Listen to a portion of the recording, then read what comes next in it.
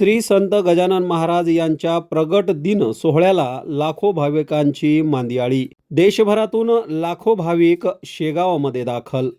श्री संत गजानन महाराज यांचा आज 148वा प्रगट दिन आहे आणि याच प्रगट दिनाच्या निमित्ताने बुलढाणा जिल्ह्याच्या श्री संत गजानन महाराज मंदिर शेगावमध्ये लाखो भाविकांची मांदियाळी पाहायला मिळाली आहे। 1,500 पेक्षा अधिक दिंड्या शेगावमध्ये दाखल झालेल्या आहेत। तर अनुचित प्रकार घडू नये याकरिता मोठ्या प्रमाणात पोलिसांचा बंदोबस्त देखील तैनात करण्यात आलेला आहे।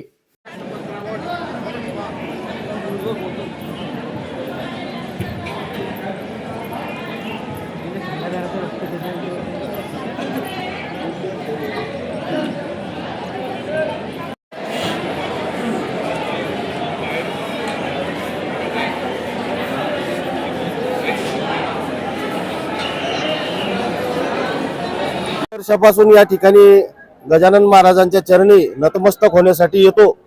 पहिले पैदल यायचो, परंतु वेळेअभावी आता वाहनाने या ठिकाणी पोहोचलेलो आहे।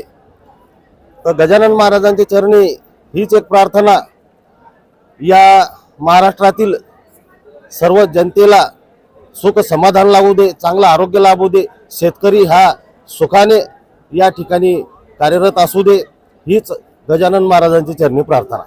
काय तुमचं नाव आहे, किती वर्षापासून या ठिकाणी येत आहे, काय भावना आहे? माझं नाव आहे नीलिमा हिराडे आणि मला आठवते किती वर्ष झाले, पण जेव्हापासून मला समजते, माझे पप्पा पण गजानन महाराजचे भक्त आहे, मी पण आहे आणि माझी मुलं पण आहे आणि आम्ही पैदल वारी आलेलो आहे अकोल्यावर।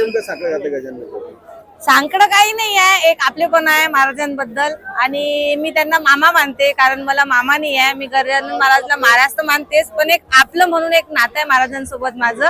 मी दिवाळी आणि उन्हाळ्यामध्ये खास सुट्ट्यामध्ये मामाच्या घरी येत असते। जय गजानन माऊली। आज श्रीच्या प्रगट दिनानिमित्त महाराष्ट्रातून आलेल्या सर्व प्रथमतः भाविक भक्तांचे खूप आभार मानतो। आम्ही आज जवळपास आजचा 10वा दिवस आहे। उंचगाव बुद्रुक तालुका हातगाव जिल्हा नांदेड इथून आमच्या गावातून दरवर्षीप्रमाणे याही वर्षी खूप थाटामाटामध्ये पैदल पायी दिंडी यात्रेमध्ये आम्ही सहभागी होऊन आज श्रीच्या दर्शनासाठी आलेले आहोत।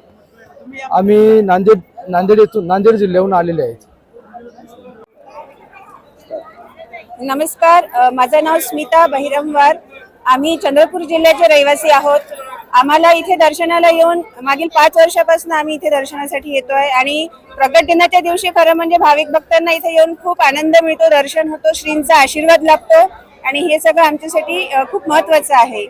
आशीर्वाद आम्हाला मिळतो, आम्हाला श्रींचं खूप धन्यवाद मानावंसं वाटतंय। काय साखळे घातले?